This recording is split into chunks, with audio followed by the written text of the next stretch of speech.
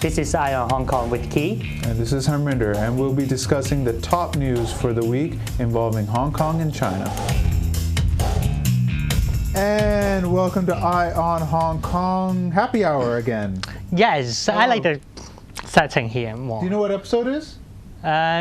50. 50! It's our 50th episode. Amazing. Congratulations. Congratulations, Harminder. Yeah, I mean, that's great. We made it to 50. It's just been over a year since we launched the first episode. It's like the end of May. Actually. Really? Yeah. Last year. Yeah. That was our very first, very crappy first episode. In your office, In we my recorded office. it. in a cupboard. Right. With a single light bulb and a mic. With cockroaches. Okay, Yes. So we'll get on to it. So we got the pan-democrats and pro-establishment legislators. They went up to Shenzhen and they talked to Wang Gongya and Li Fei and Zhang Xiaoming and came home with souvenirs. Oh, and did nothing. Right. Yeah, they just came home, Yes. got some souvenirs, did some At shopping. least they make it very clear this time. Yeah. Yeah, and saying that We ain't gonna change. Okay. yeah, that's the basically decision what of they the 831 is going to be have a very long-term effectiveness or something. So it will be, forever. Rumor has it is that they're trying to find the rock where the sword Excalibur was put into, Right. and King Arthur pulled it. They're trying to find that stone. So it's so unbreakable, right? They're going to put the 831 decision on it. Say, this, whoever can break it, maybe we'll change our mind. Right. But if you can't break it, it stays. So even Li Fei, the Basic Law Committee chairman, said, even if you reject this package, the next package is going to be the same thing. Right. Or at least based completely on this framework. Yeah, I like that they're honest. Very honest. Yes, I I appreciate that. No more pussyfooting around. Yeah. This is what they said. It's also apparently a test of your loyalty. I mean, some really harsh stuff. But is it you have two phones. I know. I have to prepare for the. Interesting. Yes. Okay, I just noticed that. Yeah, go ahead. And I think they have to. The government should clarify, because before they said that you can pocket it first, and then they will make amendments and to it. But it actually means that you can only make the amendments within the framework. Yeah. So first of all, the government didn't even make any amendments within the framework except for one thing: the pre-nomination threshold of 120 people. That's it. That's the only thing they made. They could have expanded the nominating committee. They could have, even if it's 1,200 people, they could have gotten rid of the corporate votes. Right. They could have expanded the voting base from 250,000 to like 2.5 million or something. Make it really broadly represented as much as possible. They could have done all this, but they just chose to ignore it. Why? Because they're just being told from the CPG, from the Central People's Government, this is all you can do it, and say it's yours. That's it. Let's be honest. And I also quite appreciate that they said that if anyone who's against the PLC, then they would not appoint him as the chief executive as well. Well, duh. I mean, I kind of expected that. If Lung Kwok-hong or even Albert Chen or Ray Chen or who's our guest in the second half, or somebody aggressively against Lee Chuk-yan, right? These people, of course, they would not be appointed by this, and I don't know why they're so afraid of giving a more democratic system when they know, first of all, these people probably won't be voted in. But the thing is that they have this very hard line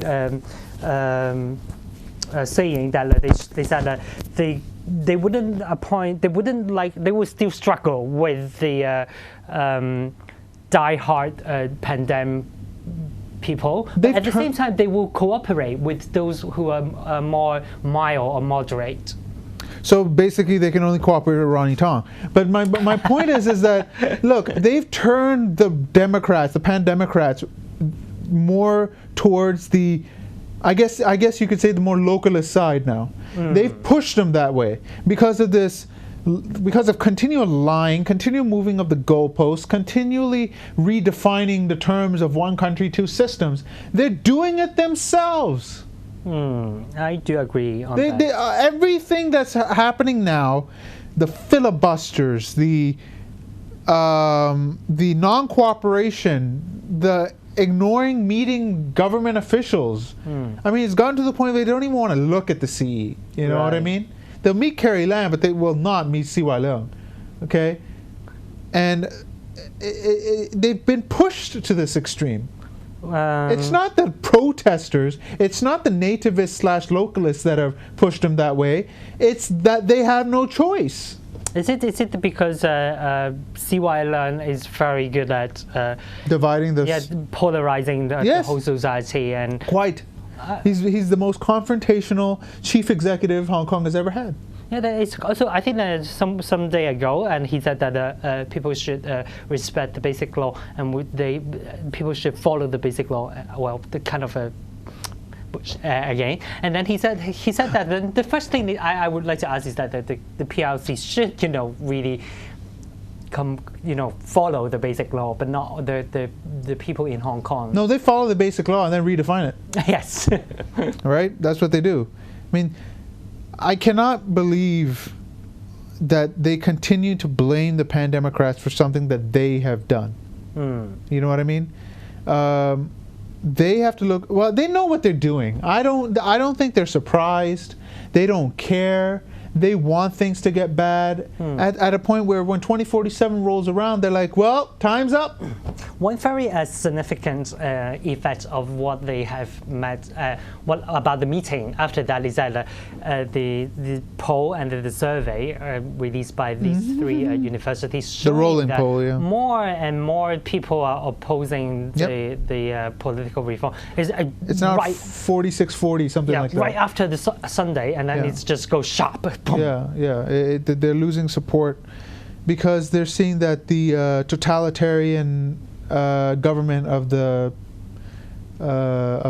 mainland is absolutely unreasonable. Siu Yau-wai is a total puppet. I mean, there is absolutely no doubt about that. He has absolutely. I mean, he can't take a dump without getting the permission from the liaison office.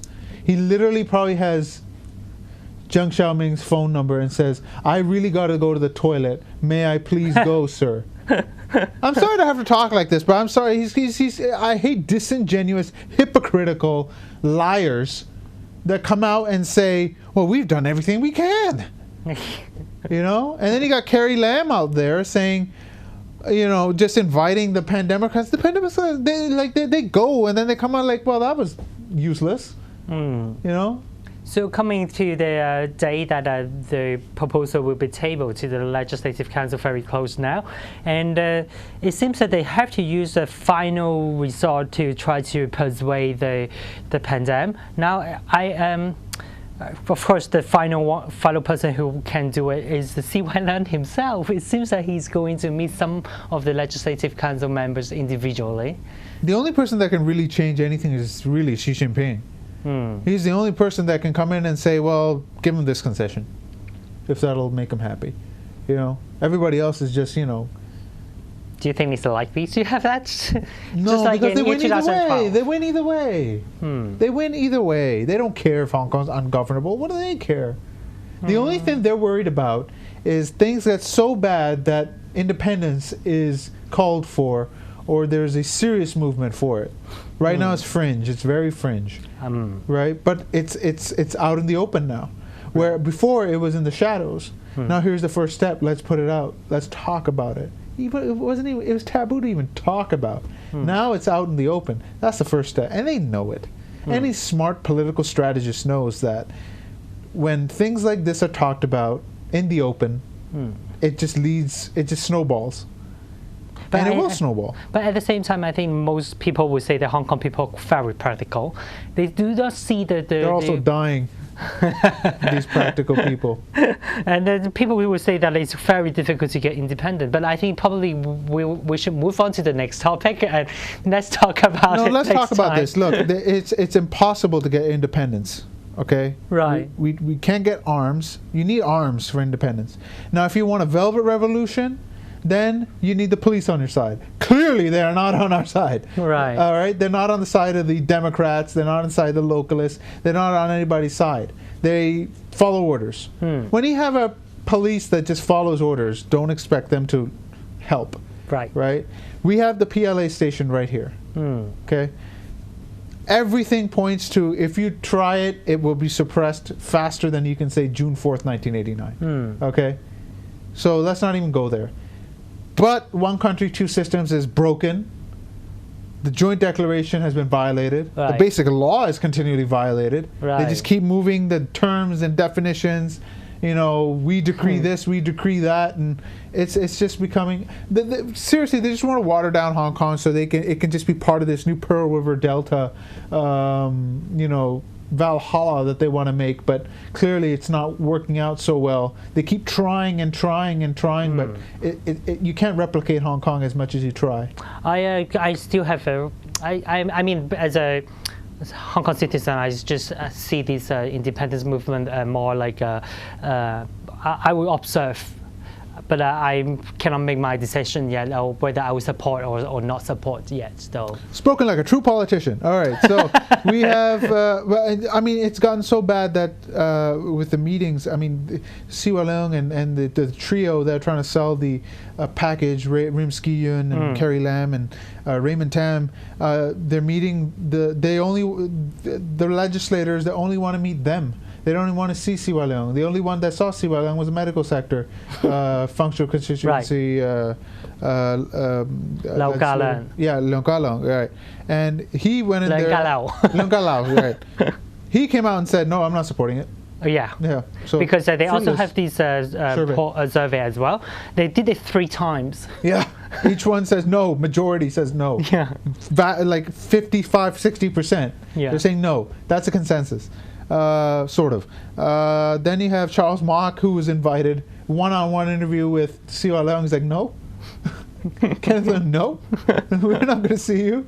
We'll go see your Three Stooges, but we're not going to see you. Sometimes I couldn't understand the logic behind the government. Why would they think that Charles Mok or these independent people, they make it quite clear in the public that they would not support the political reform? Why they still keep hoping that they will support them? Maybe they're trying to make them look like they might defect or something, trying to divide them. I mean, that's been going around in the news. I will read this quote before we move on to the next topic.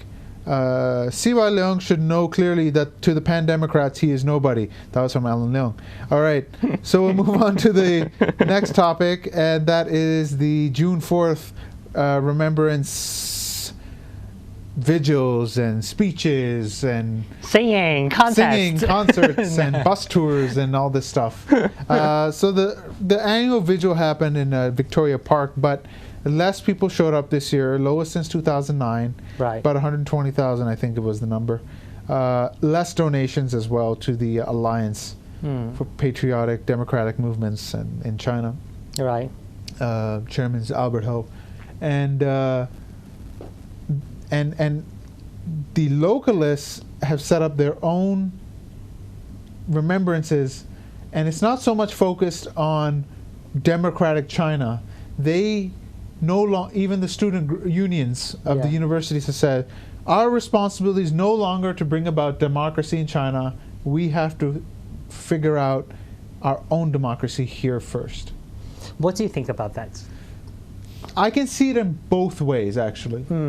If democracy is progressed in China, a more moderate, softer tone is taken, which I thought it was, to be honest, under Hu Jintao. I thought it was getting there because press freedoms were a bit loosened, human rights lawyers, I mean, there were still cases, but it wasn't as bad as it is now. Right. Since Xi Jinping, it's gotten a hell of a lot worse. And as Xi Jinping, even I can understand why he's doing that, because his economy is crashing, right? Slowly but surely. Anybody who says otherwise is lying. Even when the People's Daily comes out and says the new normal this, and get ready for 5% growth as the new normal. I think the June 4th. Just my final point, IONHK can understand the students' frustrations because after 26 years, nothing has changed. It's gotten worse. That's true, and I quite like that nowadays we have different occasions or different places that we can go to remember June 4th. Like if you support the localism, then you can go to different districts and different area of Hong Kong. And Tsim Sha Tsui, and they actually go around the whole Hong Kong on a bus and then to do a tour to tell people that this is an important day. And if you do not like the activity in the Victoria Park, then you can actually go to Hong Kong U. And the University of Hong Kong, the students, they organize a very good event that night. Actually, they invited guests, and then and people can speak up, and then they also have. They don't really have an agenda like the traditional one. You just can go there and to join any speech that they or talk they organize, or go to a place that you can have an exhibition or something. I quite like that at Hong Kong. You probably next year I will go to Hong Kong Youth. Yeah, you're gonna burn a copy of the Basic Law too? That's what they did. You mean they burning the Basic Law in Victoria Park, right? Yeah, City U, Polytechnic, the students from there, Hong Kong, Siu Yau-wai, and City U. Yeah. They all, students from there burned copies of the Basic Law. I can see the reason why they did it. Why? Because you can. I can understand because it seems that the Basic Law being violated many times by or reinterpreted by China. Yeah. And it's very frustrating at the same time. I mean, but for myself, it's quite such a dilemma because Basic Law is the only thing that we left to protect our rights. Exactly. But the thing is that that's basically what Zhang Yao-sing said. Yeah, it's so fragile at the same time. Yeah. They can interpret it the way that they like, and then but it is really the only thing that we left. We keep getting screwed one way or another by the PRC. Right. At one point, you have people saying that your democracy, how you develop is your own business. And then the other extreme is, one country trumps two systems, and we have total authority and administration over you and all that, the stuff from the white paper. And, and then I can understand the students saying, the problem with the older generation is they just bend over and take it, basically, right? Whatever screw job they're handed, they're just like, who cares, bend over, take it, make money, right? Try to make money in this fascist world economy that we have, right? And where your prospects are minimal, your university graduates are making $8,000. I mean, it's such ridiculousness with this older generation that has their head in the sand like ostriches, that do not understand what's going on in the real world, because since 2000 we've been on a downward slide, and that's where the post-80s generation is angry, because after 2000 everything's gone to hell in a handbasket when it comes to the economy. I actually heard a very interesting term this week. One of these expat, I can't call him expat anymore because he's been living here for a very long time, and he described the younger generation here as a sacrifice generation. We are. Because we got the young people's benefits got sacrificed for the older generation. Right, and they still are. In a way that they are still propping up this low interest, wage killing, savings killing, world economy, just so that their property values can continue to go up, and they can live off that equity and cash out or stuff like that. And the longer they live, they're not going to give up their flats. They're going to take up more public resources. I'm not saying kill them. I'm not saying euthanize them. I'm not saying death panels. I'm not saying anything like that. But they just do not understand the other side. It's also quite funny that usually when we talk about the parents or family, then we think that the parents will take care of the children of the next generation. It seems that Hong Kong people, they don't care about that next generation. Like if so many people, when the poll came out, and they said that most people who support the political reform are those people who are older. than 50. Because they want the next 20 to 30 years to go smooth before they die. Are 6 feet under the ground. Yes. You know? That's what they want. But they should think about the next generation. They don't care. So it's very bizarre. I mean, when people are talking about the parents' level or how the parents or the grandparents try to giving a better future for the next generation, it seems that Hong Kong people lack of this kind of insight. You know what I hear from my dad all the time is save your money, save your money, save your money, right? For the future, right? Sure. Now, when he was building his business from the 80s, what a great time to be building your business, all the way till now, he was receiving anywhere between 5 and 12% interest on his savings. I put my money in the bank, and it's being eaten away by inflation every year, 10%. Don't give me this BS that it's 3 to 4%. It's 10%. Okay? There's nothing that goes up 10% except the casino stock market. That's a big time bubble right now. Okay, if you wrote it when it was low and high, fine, more power to you. You were a smart investor. If you bought property low and you're living off of it now and it's paid off, more power to you. I'm not jealous or anything. That's great. You know how to play the market. But the sheep that are jumping in now to say, oh, if I don't get in now, it'll keep going up. No, it won't. This thing has to burst, and when it bursts, we're the ones who are going to feel it, because our savings are minuscule, because we're just trying to keep up with everyday life, where everything is getting more expensive every single GD year. And we're supposed to not complain about that. Oh, work harder. We're working harder than ever. And very funny is that these newspaper keep trying to giving this false dream to the young people that you can buy a flat, and there are quite a lot of young people that they work hard. And you can buy a flat under a bridge made of cardboard. Maybe they should put that in the fine print. I would rather buy a graveyard. In that case, it would be cheaper and affordable. Spread my ashes in the sea. This fish will be happy. And then this is why it pisses me off when tycoons come out, who have lost all respect. Remember how they were the pillar of society, when people used to look up to them and say, hey, I want to be the next Li Ka-shing. I want to be the next Li Shaoqi. Stuff like that. Now they're looked at with disdain. Why? Because they rode the market when it was climbing. They made their billions. And now to keep their billions, they're destroying the economy to do it. And they have no apologies for it. Well, I would say that they try to destroy the young people to do it. You see, this is the thing. These ultra rich people, they believe in something called social Darwinism. What they believe in is it's survival of the fittest. Right.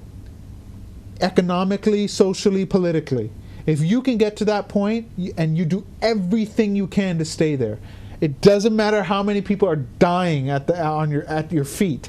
It's you and your family that you must prop up.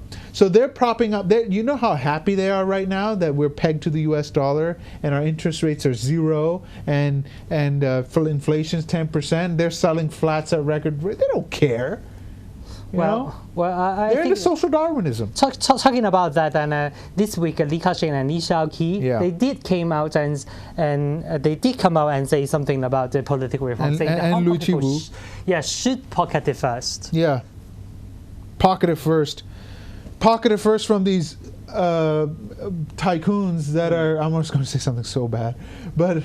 From these tycoons. I'm a little angry today because of all this news, right?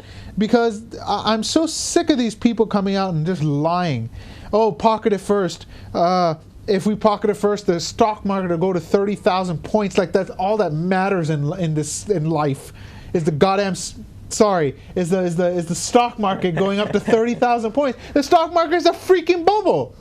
That's true. And then he said he will donate around 300 million Hong Kong dollars. That was Li Shaoqi, I think. Yeah. And he has actually some benevolence in him. He actually wants to donate land and build old folks' homes and stuff like that. He's actually a decent bloke. But the rest of them are just sycophants Except I don't understand where Li Ka-shing is coming from. He's pulled out of the mainland market mostly. He's pulling out of Hong Kong. Most of his listed companies are now offshore, and he's diversifying around the world. Smart move. Yeah. Not just in one place. So yeah, even I think a long time ago he said the same thing. Like he will only invest in a country that with a democratic system because he trusts that kind of system. But what's he doing in Eastern Europe?